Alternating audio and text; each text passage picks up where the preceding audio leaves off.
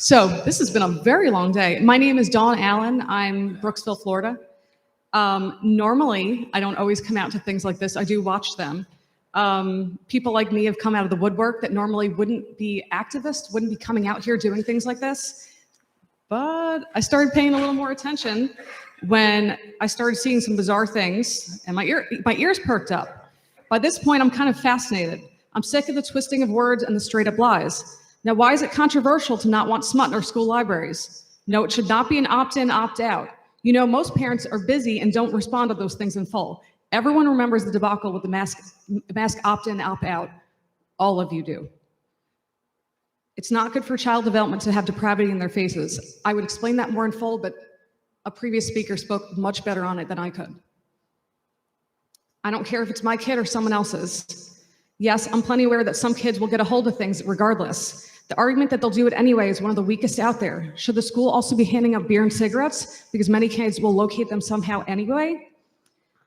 This isn't restricting books like To Kill a Mockingbird, and I've heard people saying things like that. This is legitimate written depictions of pornography and heavy drugs. I've read them myself. If you wouldn't hand it out or read it to children in public, it shouldn't be in public school libraries. I literally have the statute here, but I'm not even going to get into that.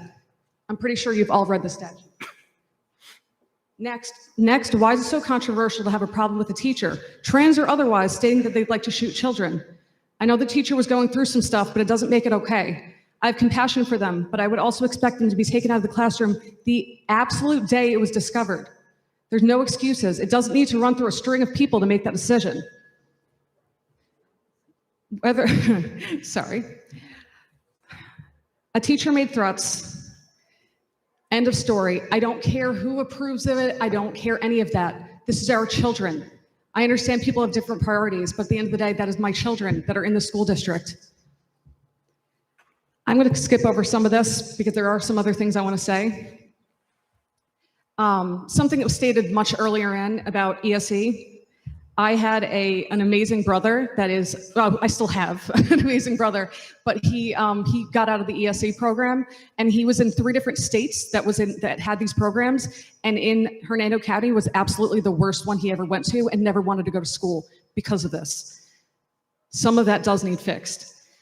I do want to state one thing about the attorney on the board. Your bias is showing.